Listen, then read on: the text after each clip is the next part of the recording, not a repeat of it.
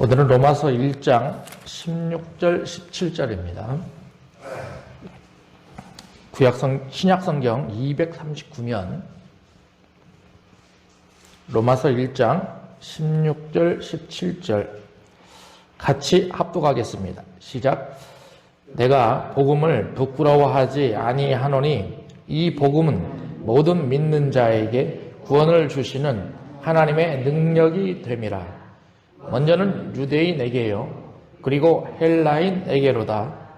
복음에는 하나님의 의가 나타나서 믿음으로 믿음에 이르게 하나니 기록된 바 오직 의인은 믿음으로 말미암아 살리라 함과 같으니라. 아멘. 우리가 6주째 로마서를 보고 있는데 사실 오늘 본문의 말씀이 로마서의 핵심 구절이다라는 겁니다. 그래서 여러분들이 이미 잘 아는 것처럼 루터의 종교개혁이 바로 루터가 로마서 1장 17절 맨 마지막에 보면 오직 의인은 믿음으로 말미암아 살리라, 이 구절을 보면서 자기 자신을 깨우쳤습니다. 종교개혁의 시작점이 된 말씀이고 로마서의 주제가 되는 말씀이죠. 사도 바울이 편지를 쓰면서 1장의 1절부터 17절까지 복음이란 단어를 7번이나 강조한 모습을 봅니다. 그러니까 로마서의 핵심은 또 복음이다라는 것을 우리는 알 수가 있죠. 그래서 1절에 보면 뭐라고 되어 있습니까? 나는 복음을 위해서 택정함을 받았다, 이렇게 되어 있죠. 그리고 이제는 2절을 보면 이 복음은 이렇게 되어 있습니다. 그래서 이 복음을 2절, 3절과 4절에서 간략하게 2절, 3절에서 간략하게 정리하는데 이 복음은 예수님을 나타낸다. 근데 그 예수님이 육신으로 오셨다. 그런데 그 예수님은 죽은 가운데 3일 만에 부활하셨다. 그 복음의 핵심이 이것이다라는 것이죠. 그리고 나서 9절을 한번 보십시오. 또 9절에는 내가 그의 아들 복음 안에서 내 심령으로 섬기는 하나님이 나의 증인이 되신다, 이렇게 되어 있습니다. 그렇죠?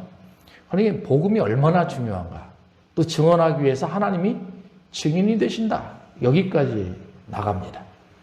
그리고 14절과 15절에서는 사도 바울이 이 복음 때문에 복음을 전하기 위해서 빚진 자로서의 삶을 살아간다, 빚쟁이의 삶을 살아가고 있는 그의 모습을 찾아갈 수가 있다라는 거죠. 여러분, 이 말씀을 정해놓고 16절 맨 처음에 보면 내가 복음을 부끄러워하지 아니한다, 이런 용어가 나오죠. 그 말의 의미는 내가 복음을 자랑스럽게 생각한다라는 것입니다. 그리고 이 복음을 통해서 하나님의 능력이 나타남을 경험해야 된다라는 거죠. 여러분, 그러니 이 복음이라는 것은 사람의 능력이 아닙니다. 하나님의 능력입니다. 그러지 않습니까? 이 복음이라는 것은 외형적인 것이 아니에요. 이 복음은 내면적인 것입니다. 그러니까 우리가 하나님의 말씀을 보면서 이 복음이란 무엇인지에 대해서 깊은 통찰력을 가질 필요가 있죠. 이런 복음의 능력을 경험한 사람 속에서는 그 입술 속에서 복음의 증거의 역사가 나타나기 시작하는 것입니다.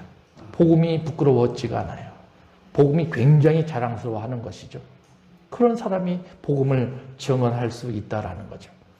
그런데 사도 바울은 16절에서 그러면 이 복음을 통해서 우리가 구원을 얻어가는데 구원은 무엇인가?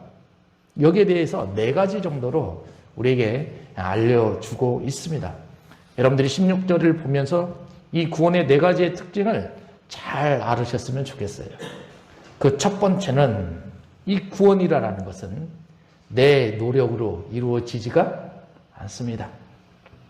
마치 에베소서 2장 8절 9절에서 보면 복음은 이 구원은 하나님의 선물이다, 이런 표현이 나온 것과 동일하다라는 것입니다. 그러니 여러분, 구원은 내 노력으로 절대 이루어질 수 없습니다. 여러분은 신앙생활에 이걸 반드시 인식하셔야 됩니다.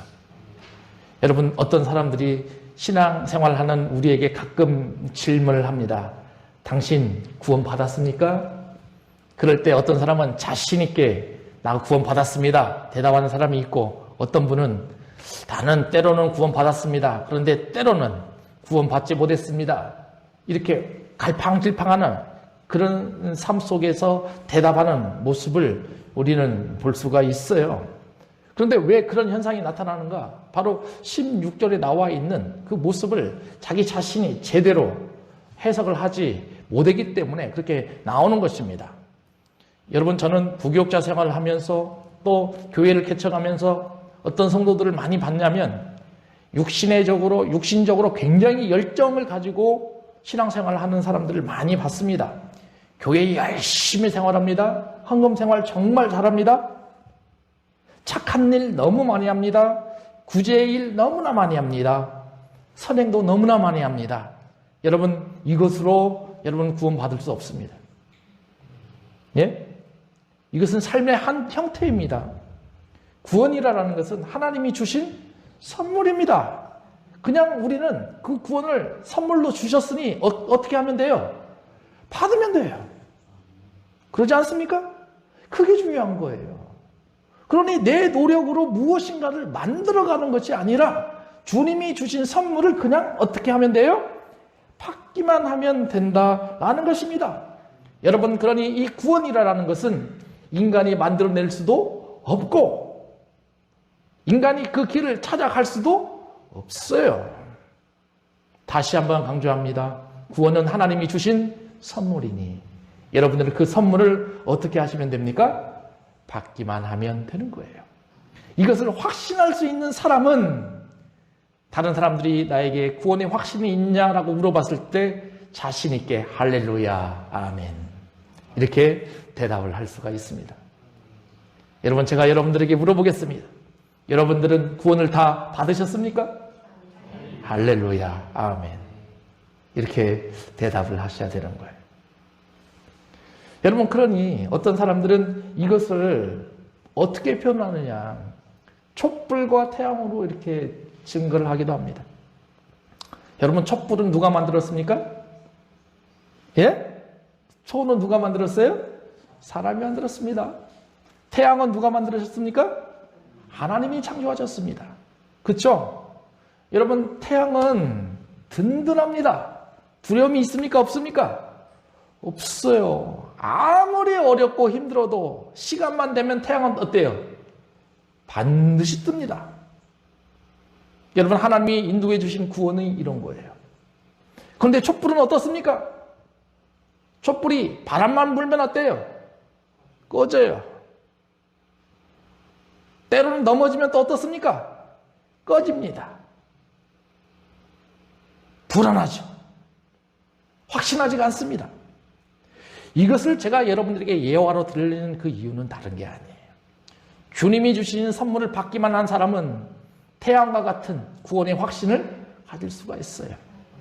그러나 자신의 노력으로 무언가 만들어 가려고 하는 그 구원을 가지고 있는 사람들은 촛불과 같은 신앙생활을 할 수밖에 없다라는 거예요. 그러니 여러분들, 내 손에, 가슴에 손을 얹어놓고 나는 지금 어떤 신앙생활을 하고 있는가를 깊이 생각하셨으면 좋겠어요. 여러분, 공기와 또 산소 호흡기를 한번 생각해 보십시오.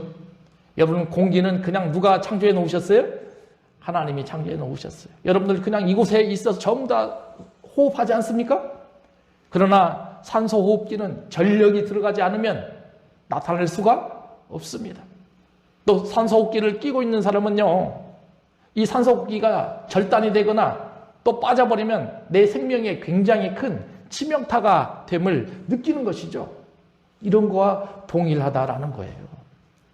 여러분, 에베소서 2장 8절 9절을 한번 같이 읽어보겠습니다. 시작. 너희는 그 은혜에, 이거 한번 띄워주세요. 시작. 너희는 그 은혜에 의하여 믿음으로 말미암아 구원을 받았으니 이것은 너희에게서 난 것이 아니요 하나님의 선물이라. 행위에서 난 것이 아니니 이는 누구든지 자랑하지 못하게 함이라. 여러분, 그러니 구원을 받은 우리는 9절 맨 마지막에 보면 자랑할 필요가 없어요. 그러니 여러분들 구원받았다고 다른 사람들에게 내세울 필요도 없어요. 그냥 하나님이 주신 선물로 받으셔서 인식하기만 된다라는 거죠. 이런 사람이요, 구원에 감격이 있는 것입니다. 그러지 않나요? 로마서 5장 8절도 한번 띄워봅니다. 시작. 우리가 아직 죄인되었을 때 그리스도께서 우리를 위하여 죽으심으로 하나님께서 우리에 대한 자기의 사랑을 확증하셨느니라, 이렇게 되어 있습니다. 여러분, 구원은 의인이 받는 게 아닙니다. 구원은 누가 받습니까? 죄인이 받습니다. 그렇잖아요. 여러분, 예수님께서 말씀하셨잖아요. 주님이 오시면서 건강한 사람에게는 의사가 필요하지 않다. 의사는 누구에게 필요합니까? 병든 자에게 필요합니다. 그러니 예수님께서도 그 병든 자에게 관심을 가지고 그들을 구원하시기 위해서 그렇게 노력하셨습니다. 그러니 우리가 죄인이라는 거에서 두려워할 필요가 없어요. 우리는 죄인이기 때문에 구원을 얻을 충분한 자격 요건을 갖추고 있어요. 그러니 주님이 주시는 그 십자가의 보혈로 말미암아 나는 구원을 얻었음을, 그냥 받았음을 인식하고 앞으로 걸어가셨으면 좋겠어요. 여러분, 이제 두 번째를 보시기 바랍니다. 16절의 두 번째 특징은요, 구원은 누구를 통해서만 가능하다? 예수 그리스도를 통해서만 가능하다. 네? 이렇게 되어 있습니다. 이 구원은, 복음은 모든 믿는 자에게 구원을 주시는 하나님의 능력이 됩니다. 이 구원은 복음을 통해서만 가능하다고 그랬습니다. 그런데 이 복음이 누구를 나타냅니까? 예수님을 나타냅니다. 천지, 천하, 어떤 그 누구도 구원을 우리에게 주신 역사가 없습니다. 반드시 예수 그리스도를 통해서만 구원의 역사를 맛볼 수가 있어요. 여러분, 요한복음 14장 6절도 한번 읽어보기 바랍니다. 시작. 예수께서 이르시되 내가 곧 길이요 진리요 생명이니 나로 말미암지 않고는 아버지께로 올 자가 없느니라, 이렇게 되어 있습니다. 여러분, 잘 보셔야 돼요. 예수님이요, 내가 길 중에 하나다, 내가 진리 중에 하나다, 내가 생명 중에 하나다, 이렇게 말씀하지 않았어요. 그렇죠? 하나다가 아니라 내가 뭐다? 길이다, 이렇게 말씀하셨어요. 내가 진리다, 내가 생명이다, 이렇게 말씀하셨습니다. 천하 만민 중에 이렇게 뭡니까? 말씀하셨던 위대한 인물이 있어요, 없어요? 없어요. 누구만 이렇게 말씀하셨습니까? 예수님만 이렇게 말씀하셨습니다. 그러지 않나요? 그렇잖아요. 여러분, 공자는 뭐라고 합니까? 아침에 도를 들으면 저녁에 죽어도 좋다. 예? 조문도 석사가 이렇게 말씀합니다. 이 석가는 뭐라고 표현합니까? 나는 열반을 주장한다. 열반에 이르면 윤회 사상을 경험할 수 있다, 이렇게 표현하는 거죠. 성인의 반열에 오르기는 했을지 몰라도 그들은 구원의 역사를 만들어낼 수는 없었습니다.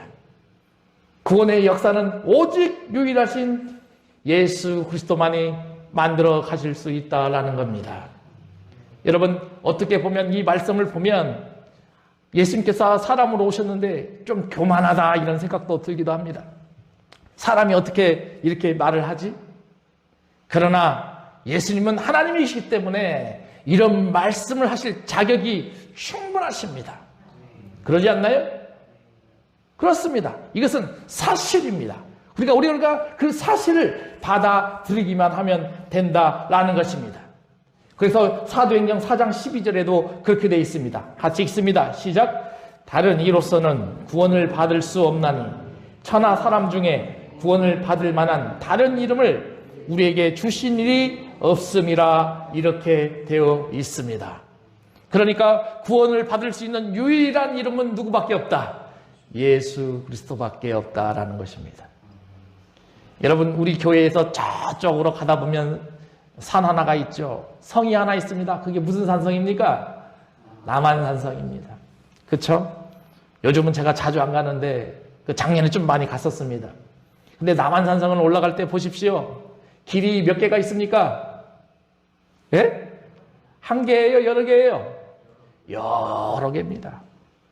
그래서 어떤 사람들은 질문합니다. 여러분, 기독교에서는 왜 길이 하나로만 생각합니까? 산꼭대기에 올라갈 때의 모습을 보십시오. 한두 개입니까? 수많은 길들이 있지 않습니까? 그 길을 통해서 나는 그 목적지에 도달하면 그만이지. 그런데 왜 기독교에서만 유일하게 한 길이라고 표현합니까? 여러분, 그렇게 질문하는 사람은 기독교의 진수가 무엇인지를 잘 모르는 사람이에요. 기독교의 유일한 길은 몇 개밖에 없다. 한 개밖에 없어요. 그 길은 구원의 길입니다. 우리가 걸어가고 있는 길이다라는 것입니다. 여러분들도 지금 그 길에 들어서서 계속 예수님과 동행하면서 그 길을 함께 걸어가고 있다라는 것입니다. 아멘입니까? 그래요. 여러분, 예전에요, 1980년도에요, 우리나라에 굉장히 유명한 이 수영 선수가 하나 있었습니다. 그 이름이 누굽니까? 장로님 정도만 알 수 있습니다. 조련. 그쵸? 이 조련. 이 사람이 어딜 건넜습니까? 대한해협을 건너갔습니다. 대한해협.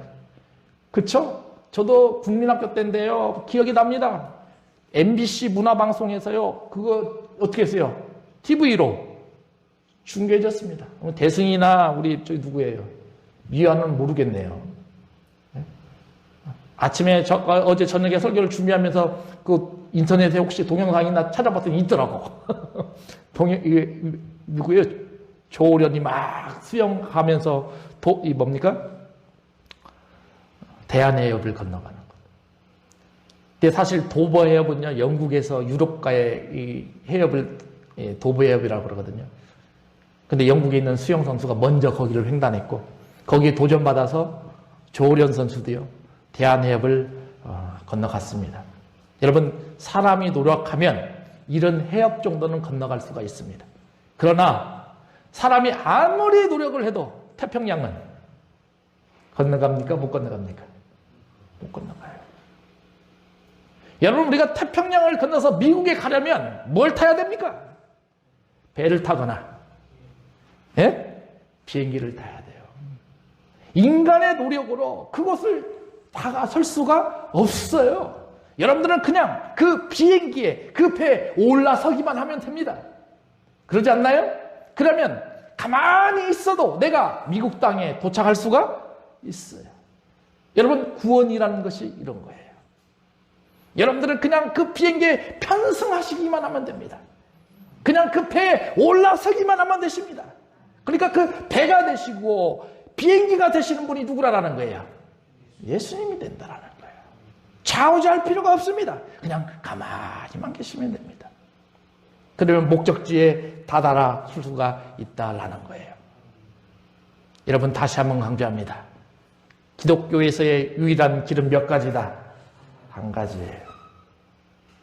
여러분, 또 몇 년 전에요, 한신대학교에 있는 모 조직신학 교수가 불교에도 구원이 있다 이렇게 말씀했습니다. 그래서 그 학교에서 이 조직신학 교수를 어때요? 네, 면직시켰습니다. 기독교에서는 있을 수가 없는 일이죠. 그러지 않나요? 근데 이런 현상들이 나타나고 있어요. 누가 역사하는 겁니까? 사단이 역사하는 것이다 라는 거예요. 여러분, 그러니 우리는 다시 한번 강조합니다. 기독교에서의 길은 몇 가지다? 한 가지밖에 없다라는 것입니다. 여러분, 이제 우리는 세 번째를 찾아갈 수가 있습니다. 이 세 번째는 또 16절에 보면 모든 믿는 자들에게 라는 이 용어가 나옵니다. 그러면 이 모든 믿는 자들에게는 누구를 가르치냐? 예수 그리스도를 영접하는 사람들을 가르칩니다. 그렇잖아요. 요한복음 1장 12절입니다. 같이 읽어봅니다. 시작. 영접하는 자, 곧 그 이름을 믿는 자들에게는 하나님의 자녀가 되는 권세를 주셨으니 라고 되어 있어요. 그렇잖아요.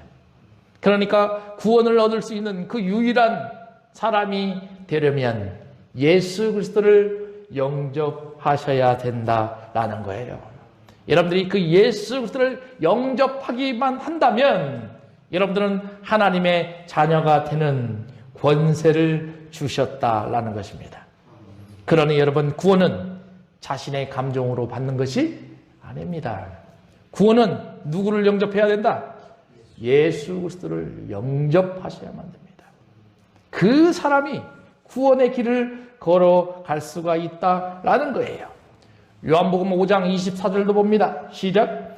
내가 진실로 진실로 너희에게 이르노니 내 말을 듣고 또 나 보내신 이를 믿는 자는 영생을 얻었고 심판에 이르지 아니하나니 사망에서 생명으로 옮겼느니라. 이렇게 되어 있습니다.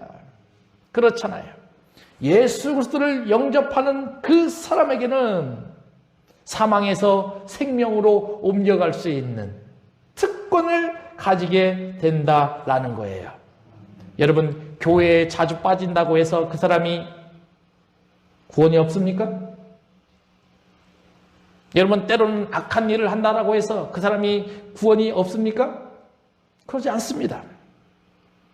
교회에 빠지거나 악한 일을 할지라도 그분이 누구만 영접하면, 예수님만 영접하면 그분은 구원을 얻을 수가 있어요. 여러분, 저는 명절 때 저희 작은아버지를 찾아뵀습니다. 작은아버지는 아직 신앙생활이 없으십니다.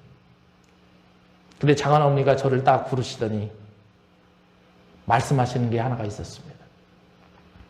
작은아버지가 요양원에 계시는데, 목사님, 나와 함께 가서 우리 작은아버지 뭐 하자고? 복음을 전하자. 복음을 전하자.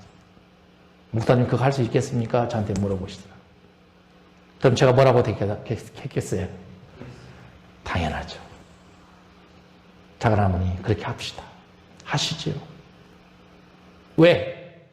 아직은 연세가 있으시고 아직은 예수 그리스도를 잘 알지 못하고 그분이 어떤 분이신지 이해하지 못하지만 예수 그리스도를 영접하는 그 순간 그분도 하나님의 백성이 될 수 있다 없다?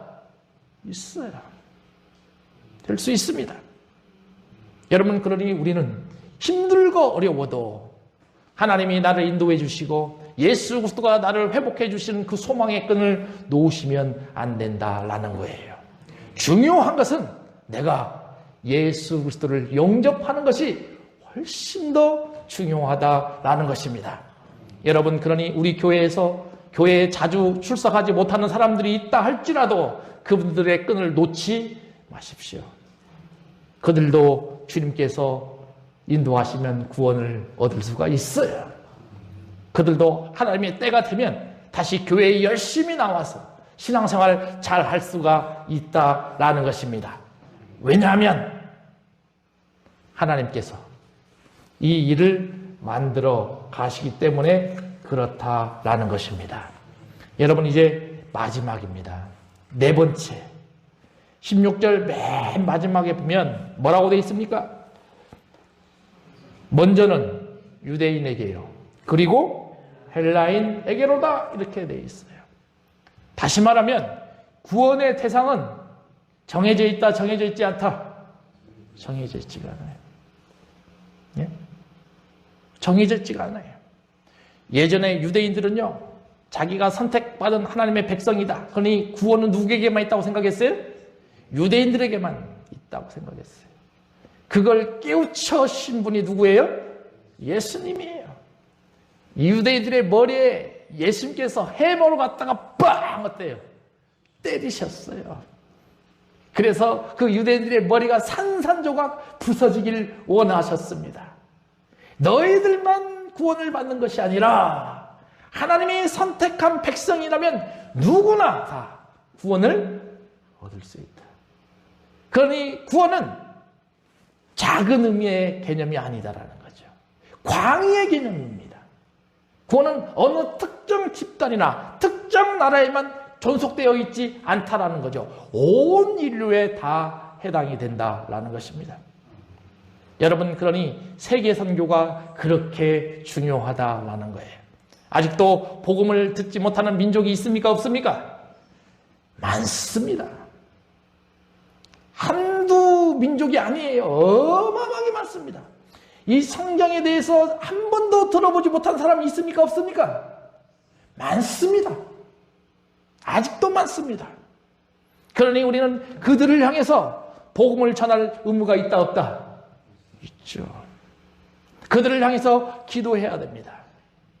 복음이라는 것은 나만 잘 먹고 나만 잘 살고 그것이 아니고 유대인에게도 복음을 전하고 헬라인에게도 복음을 전하며 주님이 선택한 백성이라면 누구나 다 구원을 얻을 수 있다는 확신을 가지고 그들에게 사명을 가질 필요가 있다라는 것이죠. 여러분, 그래서 사도행전 2장 17절에 그렇게 표현을 했습니다. 같이 읽습니다. 시작. 하나님이 말씀하시기를 말세 내가 내 영을 모든 육체에 부어주리니 됐습니다. 내가 내 영을 누구에게? 모든 육체에게 부어주시리니 이렇게 표현하고 있어요. 그러지 않나요? 그렇습니다. 여러분, 그러니 내가 신앙생활 오래됐다라고 해서 다른 사람들에게 나 혼자만 구원받았다 자랑할 필요가 없어요. 나도 받았지만 당신도 받았습니다. 네? 여러분들이 속한 교회의 모든 성도들도 다 구원을 받았습니다. 이렇게 돼야 되는 거예요. 이렇게. 여러분, 그러니 제가 로마서 1장 16절에 이 복음의 특징을 4가지로 간략하게 요약을 한번 해봤습니다. 그 첫 번째는 뭐라고 그랬습니까? 복음은, 구원은 하나님이 주신 선물이에요.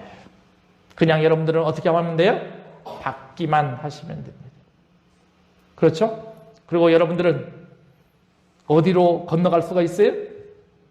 미국으로 건너갈 수가 있어요. 뭐만 타면 돼요? 비행기만 타시면 돼요. 그 비행기가 누구예요? 예수님이십니다. 그냥 그 예수님에게 편성해서 손잡고 걸어가기만 하시면 된다라는 거예요. 그것을 믿으셔야 되는 거예요. 그러지 않나요? 이게 믿음이에요. 그렇잖아요. 그냥 믿기만 하면 여러분들은 구원을 얻을 수가 있어요. 구원에는 제한이 있다 없다? 없어요. 제약이 없습니다. 모든 인류를 다 하나님께서 구원하시기로 작정하셨다라는 거죠. 이 구원에 대한 정의를 끝내놓고 17절에 이제 복음의 뭡니까? 개혁을 일으켰던 하나님의 메시지가 숨겨져 있어요. 17절 같이 읽어봅니다. 시작. 복음에는 하나님의 의의가 나타나서 믿음으로 믿음에 이르게 하나니 기록된 바 오직 의인은 믿음으로 말미암아 살리라 함과 같으니라 이렇게 되어 있습니다. 복음에는 뭐가 나타났다? 하나님의 의의가 나타났다. 이 하나님의 의의가 그렇게 중요한 거죠. 이 하나님의 의의가 그러면 무엇을 나타내는가? 어떤 분들은 하나님의 속성이다 이렇게 표현을 하기도 합니다. 그런데 그게 아니에요. 여러분, 인간은 뭐라고 그랬죠? 죄인이에요. 그럼 인간에는 의의가 있어요? 없어요? 없어요. 복음이라는 것은 이 죄인으로 되어 있는 그 인간에게 하나님이 불쌍히 여겨서 그 죄인된 인간에게 계속 뭘 심어주시는 거예요? 의의를 심어주시는 겁니다. 그래서 그 의의가 인간에 의해서 누구의 의까지 자라나도록, 하나님의 의까지 자라나도록 하나님께서 그들에게 계속 관심을 주시는 거예요. 그러니 여러분도 지금 하나님께서 나에게 주신 그 의를 받고 있다 없다? 있어요. 여러분, 그 의가 계속 자라나고 하나님의 수준에 도달되었을 때 여러분들은 천국 백성이 되신 것입니다. 이 17절의 말씀이 바로 이것을 표현하고 있어요. 그러면 하나님의 의는 누구를 통해서만 가능하다? 예수 그리스도를 통해서만 가능하다. 그러면 예수님께서 이 땅에 오신 2가지의 큰 사건, 그 첫 번째는 무슨 사건? 십자가의 사건. 2번째 사건은 뭐? 부활 사건이에요. 그러니 하나님의 의가 내가 이루어 가기 위해서는 반드시 2가지 사건을 인식하고 받아들여야 되는데 그 첫 번째 사건이 뭐라? 십자가의 사건. 2번째 사건이 뭐라? 부활 사건입니다. 여러분, 그러니 기독교에서의 믿음의 과정은 매우 단순합니다. 여러분들은 무슨 사건을 인식하면 돼요? 십자가 사건을 인식하시면 돼요. 또 무슨 사건을 받아들이면 돼요? 부활 사건을 받아들이시면 돼요. 그러면 끝납니다. 성경이 굉장히 논리적이고 어려운 것 같은데 그러면서도 굉장히 단순합니다. 그냥 구원이라는 것은 십자가 사건을 인식하고 부활 사건을 잘 받아들이면, 그냥 광야에서 뭘 봤어요? 모세가? 이스라엘 백성이 뭘 봤습니까? 노뱀을 딱 봤죠. 본 순간 그들이 어떻게 됐어요? 살아났습니다. 십자가의 사건과 부활 사건을 인식하는 그 순간 그들은 하나님의 의를 받아들이기 시작하고, 하나님의 의가 내가 하나님의 의까지 자라나서 천국 백성이 된다라는 거죠. 그런데 여러분 17절에 중요한 모습이 하나 나오는데, 믿음에서 어디로? 믿음으로 믿음에 이르게 하나니, 이렇게 되어 있습니다. 믿음으로 믿음에 이르게 하나니. 여기서 의로라는 영어 단어는 전치사 프롬입니다. 뭐뭐로부터. 그 다음에 뭐뭐에는 투입니다. 뭐뭐에. 뭐뭐로부터라는 것은 출처를 말하죠. 뭐뭐에는 뭐예요? 방향을 나타내는 거죠. 믿음으로부터 믿음에. 그러니까 십자가와 부활을 인식하기만 하면 믿음으로부터 어디로 또 가요? 믿음으로 가는 거죠. 믿음으로부터 믿음에 가는 거예요. 여러분, 그래서 제가 계속 강조하는 그 두 단어를 절대 잊으시면 안 돼요. 첫 번째, 다시 한번 뭐라? 십자가. 두 번째는 뭐라? 부활. 이것을 인식하면 여러분들의 믿음은 생기기 시작합니다. 그리고 그 믿음이 계속 어때요? 목적지를 향해서 자라나기 시작합니다. 결국은 여러분들이 어떻게 되는 거예요? 하나님의 의가 계속 자라나서 천국 백성이 된다라는 거예요. 여러분들이 이걸 인식하셔야 돼요. 근데 이것을 인식하지 못하니까 자기 의가 계속 살아나는 거예요. 그리고 나서 자기가 무엇을 만들려고 하고, 정말 열심히 뭔가를 생각하려고 하고, 자기 열심히 하면 큰 하나님의 선물이 있는 것으로 자기 만족으로 끝나버린다라는 거예요. 그게 아닙니다. 그냥 주님이 주시는 거 우리는 어떻게 하면 된다? 받기만 하면 됩니다. 받기만 하십시오. 여러분, 이제 말씀을 정리를 한번 해보겠습니다. 오늘 이렇게 말씀을 여러분들에게 벌써 다 끝나버렸네요. 네? 시간도 벌써 1시간이 돼버렸네요. 말씀을 전하는데요, 이 두 구절이 짧지만 그 짧은 가운데 어마어마한 핵심적인 요소가 들어가 있어요. 첫 번째 16절에 네 가지 강조한 게 뭐였죠? 복음은 하나님의 선물이다. 그렇잖아요. 구원은 누구를 통하면 가능하다? 예수님을 통합니다. 믿음이 있어야 된다. 그러나 누구에게만 한정되어 있는 것이 아니라 뭐예요? 모든 인류를 다 구원하시는 거예요. 하나님의 계획이죠. 그런데 그 복음에는 두 가지 단어를 잊어버리면 안 되는데, 그 첫 번째 단어는 뭐라? 십자가이다. 두 번째 단어는 뭐다? 부활이다. 이것이 인정이 되면 17절 맨 마지막에 말씀이 탁 튀어나와요. 뭡니까? 오직 의인은 믿음으로 말미암아 살리라. 네? 이걸 누가 깨달은 거예요? 루터가 깨달은 거예요. 루터. 약 1500년간 기독교의 역사를 종식하고 있었던 그 카톨릭의 그 잘못된 그 해석을 루터가 여기서 깨닫고 진정한 구원의 방법이 무엇인지를 알게 되는 거죠. 하박국서 2장 4절에 나와 있는 그 말씀을 사도 바울이 그대로 인용을 하면서 오직 의인은 뭘로 살아간다?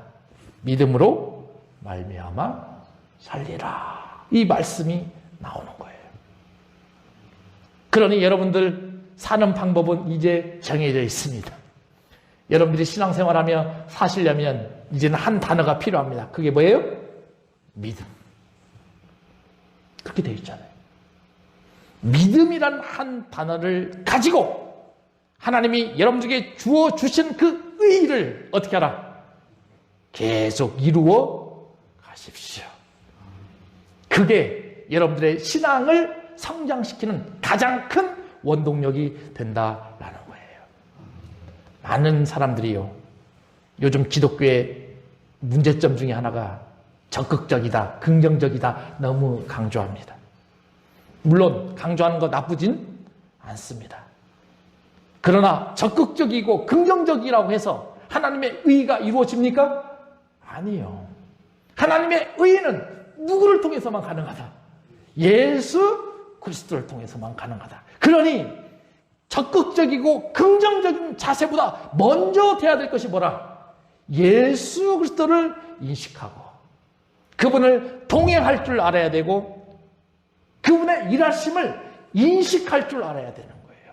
이것 밑바탕 위에 적극성을 가지고 긍정적인 삶을 살아가셔야 되는 겁니다. 그랬을 때 그 입술 속에서 오직 의인은 믿음으로 말미암아 살리라. 여러분, 신앙생활 오래 하고 잘하시면 장수합니까? 장수하면 행복합니까? 돈 많으면 행복합니까? 여러분, 예수님 몇 년 사셨습니까? 예? 예수님 생애가 몇 년이에요? 33년. 예수님 결혼하셨어요? 안 하셨어요? 결혼도 못 하셨어요. 그렇잖아요. 그런 길을 걸어가셨던 분이 누구라? 예수님.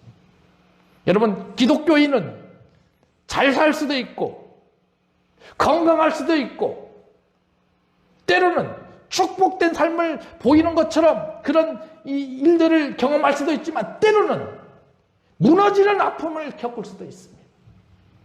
때로는 정말 감당할 수 없는 상처를 받을 수도 있습니다. 때로는 치료할 수 없는 그 병에 놓여질 수도 있습니다. 그러나 하나님은 그 가운데 그 사람을 세워서 의인으로 살아갈 수 있는 역할을 만들어 가시는 거예요. 그게 기독교다라는 거예요. 그러니 시각을 바꾸십시오. 내가 가지고 있는 무엇인가 인간의 측면에서 가지고 있는 그 사고력에서 벗어나 하나님이 요구하시는 그 사고력으로 인식의 전환을 만들어 가셔야 된다는 거예요. 여러분, 루터가 이걸 발견한 겁니다. 루터. 말씀을 정리합니다. 여러분, 오늘 본문의 두 구절 굉장히 짧지만 어마어마한 내용이 들어있습니다.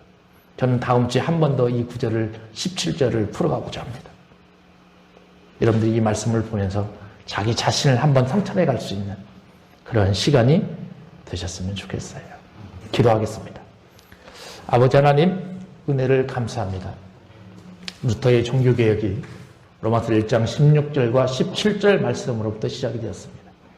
하나님, 참다운 구원의 길은 내가 결정하는 것이 아니요, 그냥 우리는 선물로 받으면 됩니다.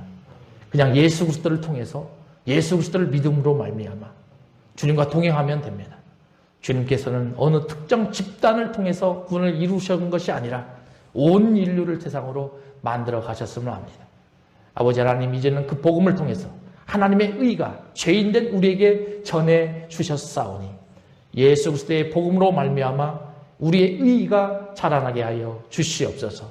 오직 의인은 믿음으로 말미암아 살리라라는 그 복음의 역사와 그 증거가 우리의 입술을 통해서 증거되게 하여 주시옵소서. 예수님의 이름으로 기도하옵나이다. 아멘.